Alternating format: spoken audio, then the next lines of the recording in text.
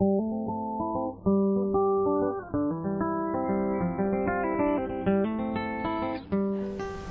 skipped something. When I walked into the room, I went straight into the bathroom, and I don't know if it's the color of the tiles, it was dark blue, and I'm just thinking, why on earth would you put bathroom tiles as dark blue? It just looks dirty, and if it's really dirty, you're not even able to see. It just looks icky and gross, and I was just thinking, I'm not going to take a shower, it's fine, we'll just go back in a few hours, so it's okay. I'll just sleep and then wake up and then use wipes and then go back.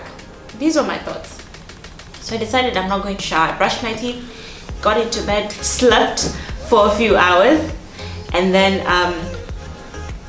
so guys were calling each other, yeah guys, what's up, let's meet at the pool, la la la. So we went to the pool. We got to the pool, we chilled a bit, asked the captain, so what time are we leaving?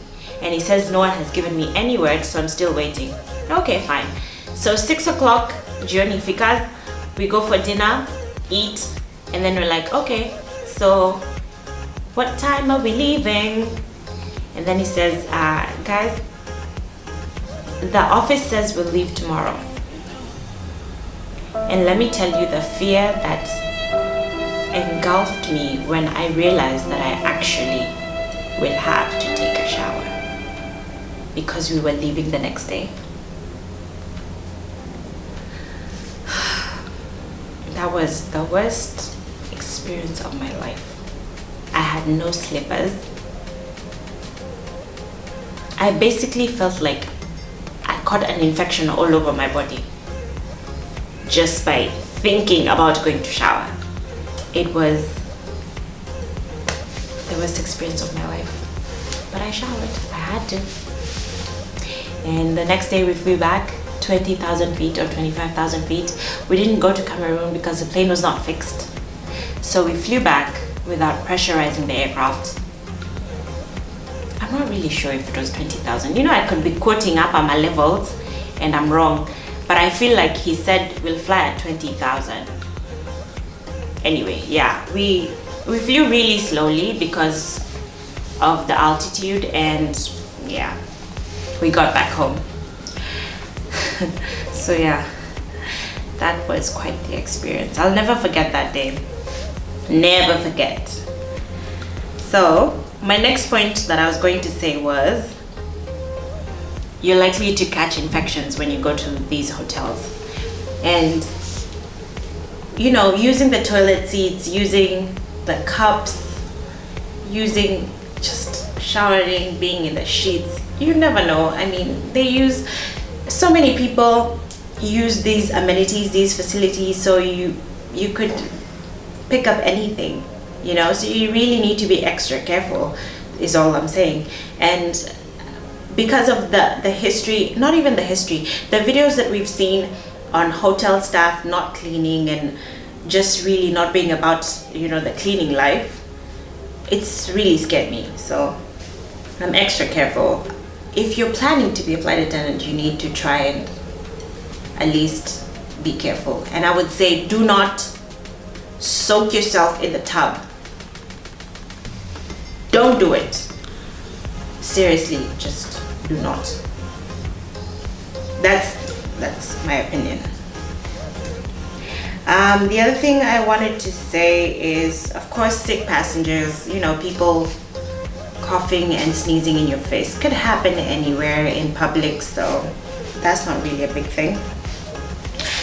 Yeah, the next thing I wanted to talk about was jet lag, which is more or less the sleep deprivation point where you're always tired and you always have a different time zone in your brain and in your body. So yeah,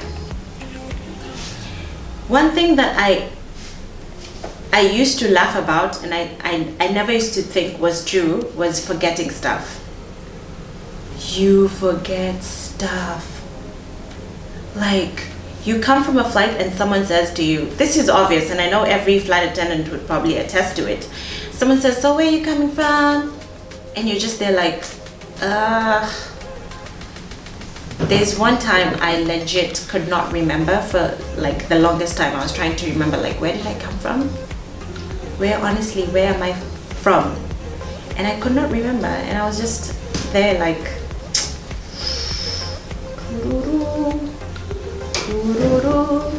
so yeah, you really forget stuff. What was I saying? See, that's forgetting stuff. Oh yes, I was going to say the typical passenger asking you for Pepsi, and do you remember when you wake up in the middle of the night and you're like, okay, not that dramatically, but just like, wait, did I give that guy the Pepsi? Or you give it to the guy on the same seat on a different flight. And you're like, sir, here's your Pepsi. And he's like, I didn't ask for Pepsi. And you're like, oh, well, here's a Pepsi anyway. I know I don't drink Pepsi. Okay. Remembering in the middle of the night. Uniforms.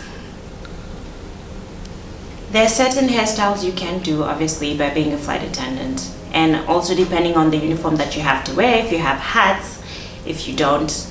And of course, you can't bring, you know, the shoes that you like to work. You can't wear anything that you like to work. So that's definitely not fun, not all the time. So yeah, some of the uniforms sometimes, you know, don't flatter you that much, but you know, it's uniform, so you have to wear it. Sometimes someone like me who likes to wear fake spectacles is not able to. So yeah, that bugs me also. And that, oh wait, before I go to the cons, I wanted to tell you guys about this really funny experience that happened to me on a flight from Kinshasa.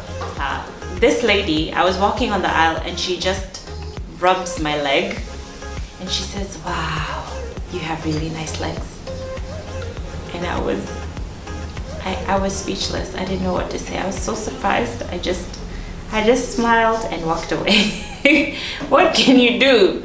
People rarely have boundaries on the flight, and I think I'm used to it by now. It's fine. It's okay, it's a tube. Alright, so now we're going on to pros, okay? And the obvious one is travel.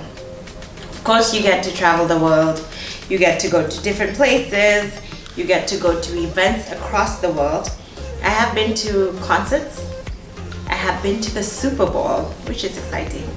Yeah, you get to sightsee, you get to go to basketball games, you get to go to football games. So that's definitely a plus. I really wanted once to go to like New York Fashion Week, but of course I was a nobody. But I will go. I will go to one of these Milan. Okay, fine, I'm digressing. Anyway, the next thing that people enjoy, I mean, just like any other job, you earn money, so financial stability, you have a job, so it's definitely, you know, your source of income. And of course, many people have asked me about this, you know, how much do you earn, and is it a good job, and all these things. And I would just say the information is actually online with some of these airlines on what they will give you, because everyone's entry salary is different. So I would say if you really want to find out about that, just check online. I don't know where exactly, but there's websites online that talk about stuff like this. So just Google and just be patient, and you'll find them. The other thing that is also an advantage as much as it was a disadvantage is uniform. So people like me get late because they're trying to pick up clothes to wear. Okay, so it's nice when you actually do not have to think of anything. You don't have to choose your shoes, how your hair is going to look, what top to wear, what trousers to wear, skirt to wear. So it's really nice that you have a uniform and everything is just nice and quick. I mean, Yeah, that's it. Actually, I think what I wanted to say, I probably forgot. I told you, I'm a flight attendant. I don't remember half the stuff. The other lucky thing is you get to meet new people. I once flew with Janet Jackson. I met her for 2 seconds, but it was nice just to know that she was there and I could meet her. I also flew with, what's his name? Ja Rule. I flew with, locally, coming down to just like Africa, I flew with Davido. I flew with a lot of Kenyan politicians, Mombasa Governor Joho. You know, that was, it's kind of cool because you get to meet these people in person and you at least get to see how they look in real life. I flew with Raila Odinga. Yeah, I don't remember everyone, obviously. It's been almost 12 years, but yeah, I've flown with quite a few people. And there was a pre-Grammy event at the hotel we stayed in New York once, and I saw these celebrities coming in. We were just standing there like yelling, yeah! You know how when people come like walking from the car, sort of like on a red carpet, and you're just there like hi this, hi that. I don't remember who, but yeah, it was nice to see, you know, just to see them and know that they actually exist in real life. I don't know why I never thought that was a real thing. Moving on to another advantage is that you learn different languages and lingos, so to speak. You learn how people speak in their different lingos in their country, sort of like a Shang slang of how they say stuff. And it becomes really cool when you see a South African and you say it like them, or when you see like a Thai person, you know, a Thai, and you kind of like speak like them, you know, and their language. It's so much fun, even though it's just like hi and bye or thank you, welcome. It's nice to be able to say those things, and of course to try different food, learn their culture, you know, and just experience like their music, you know, all those things. It's quite fun. Their festival events and stuff like that. Yeah, I was in India for Diwali, and it was really nice to see, you know, just lights and lights everywhere, and at night it was just exciting, basically. I was once in Thailand. There was this, I don't even know what it's called, but you know, like when you're walking, people kind of like pour water on you. I don't know what it's called, but it was just exciting to see it happen. And of course, the other thing I would say is that you have access to things around the world, you know, and you can shop from different places, and just access, you know, just exposure. That's definitely a good thing. I think what I would say is to everyone who really wants to be a flight attendant, you know, and is looking for the job and is seeking to, you know, just travel and experience, I would say just try, you know. Everyone's experience is different. We're not all the same.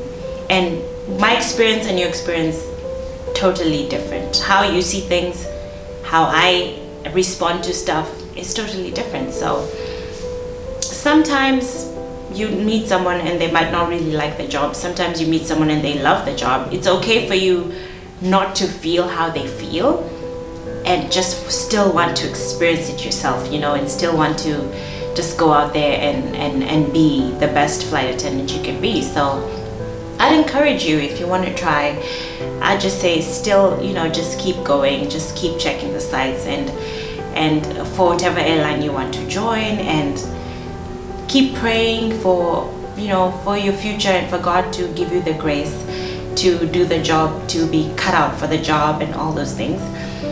And I just want to say also to like flight attendants, people who are in the job and doing it, like we really do a good job. And I just want to say like congratulations to everyone who has taken a step to be a flight attendant, because it's quite it's not an easy job, you know, it's not an easy thing to do. And thank you for, you know, flying our families around the world and getting them to us safely, you know.